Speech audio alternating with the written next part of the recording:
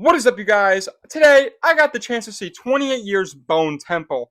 And this is the sequel to 28 Years Later, coming out nearly 28 weeks after the first one. So the first one came out in July in 2025. This is now January 2026, and we already got a sequel to the amazing 28 Years Later. We're going to go right into it. This is going to be spoiler free. I'll give you some spoiler thoughts towards the ending of this video. But starting off spoiler free, let's get into it. So 28 Years Later, the first one at least, is one of my favorite movies of the past year, 2025. It's in my top 5 movies of the year.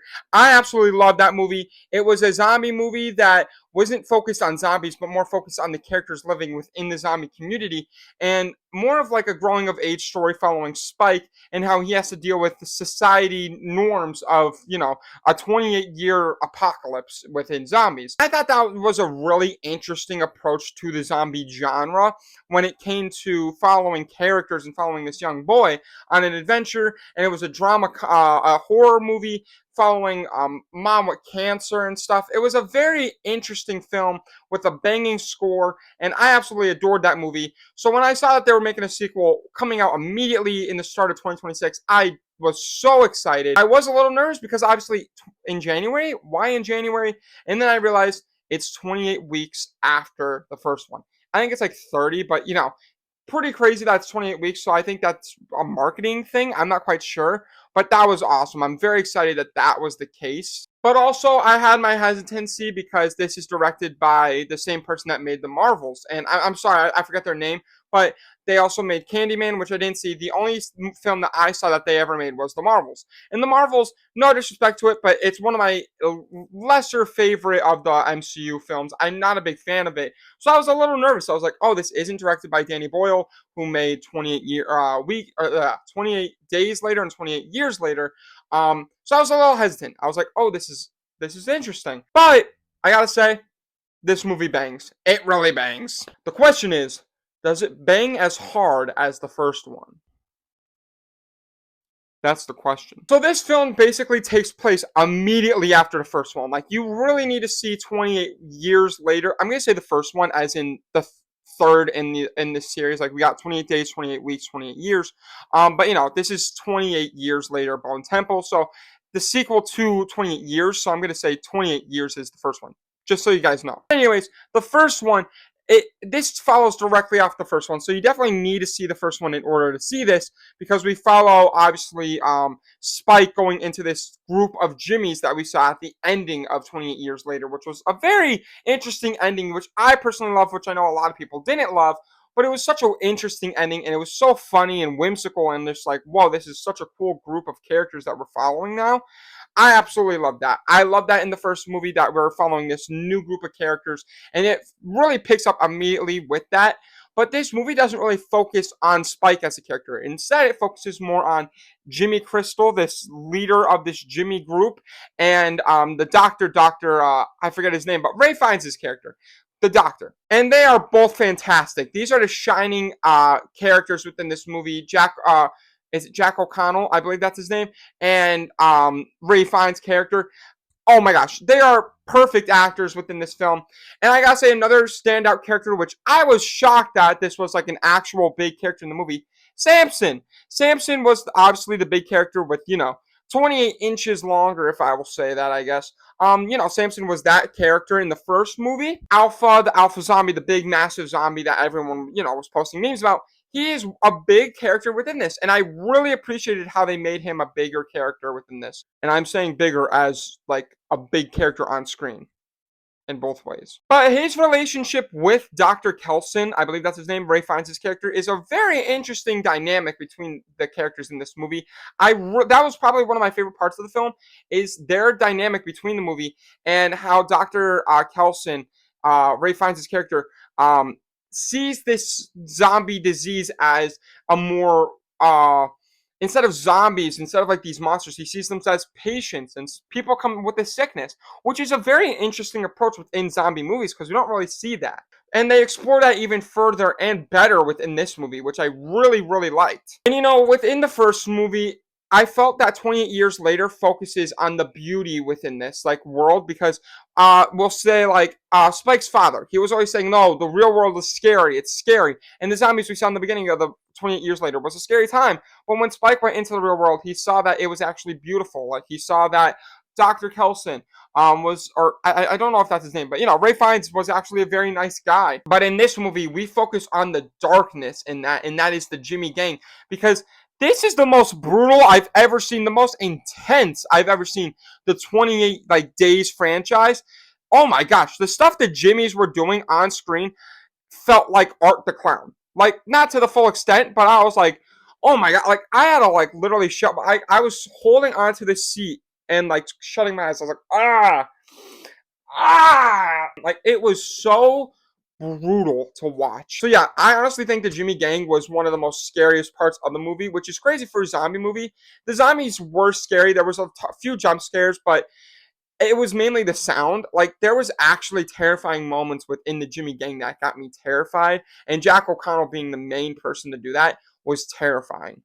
I think I have a few negatives within this movie because I do really like this, but there are a few negatives.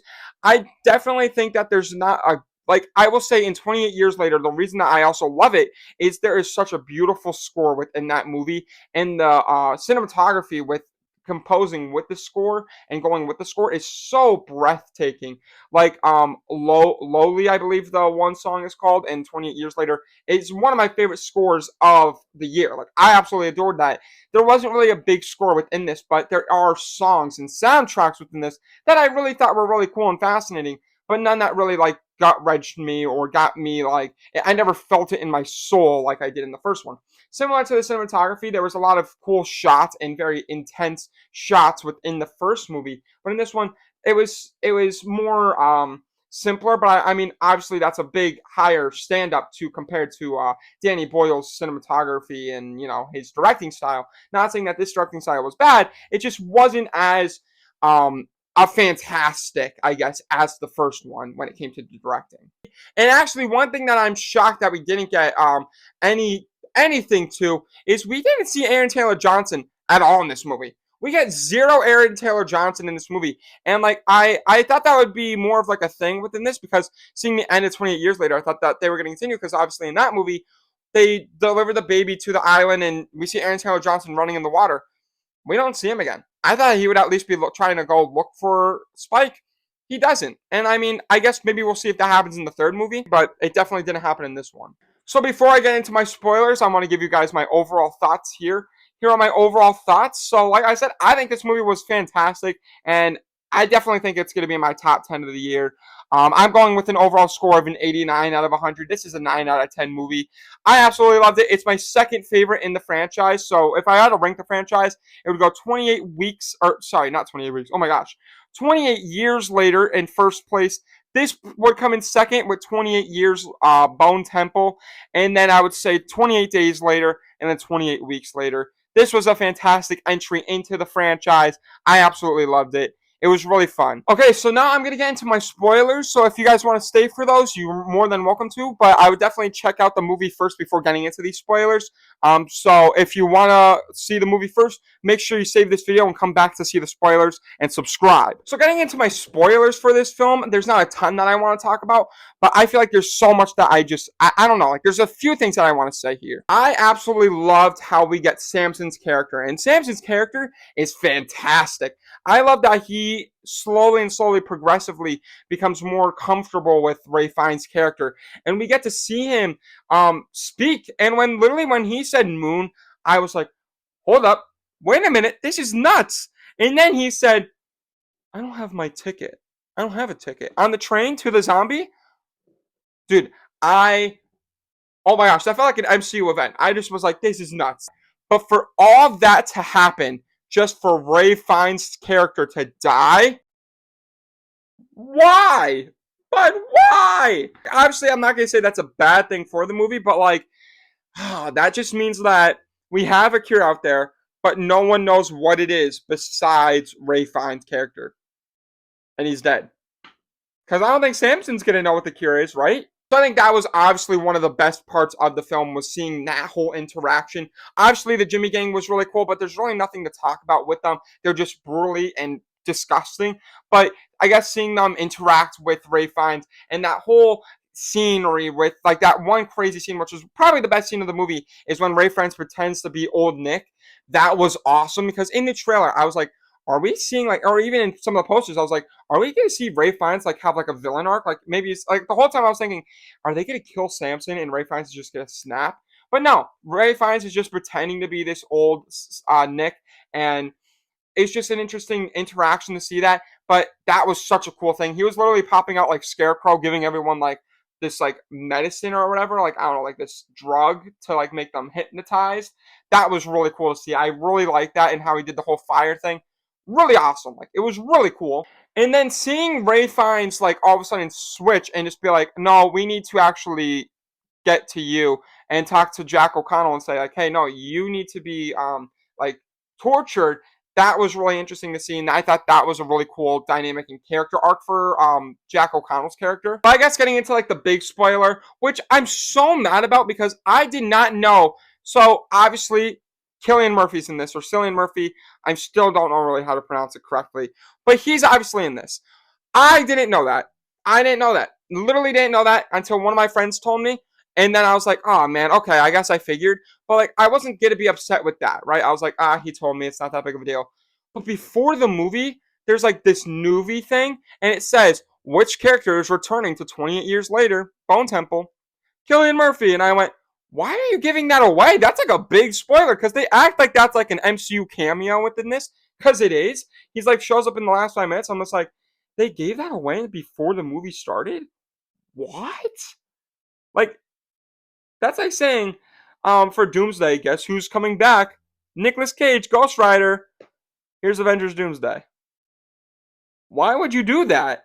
But I have no clue where this continues because obviously with that ending, I'm just very ecstatic to see what part 3 is going to be like. But part 3 is not coming out till like 2027, 2028. We're going to have to wait, guys. So yes, those are all my thoughts on 28 Years Later, Bone Temple. If you guys stayed this long, make sure you like this video. If you really like it, make sure you subscribe. And if you want to see future videos like this, make sure you ring the bell in the description down below. Please, we need more subscribers! So thank you so much for watching today's video. With all that being said, movie nerd out. Peace.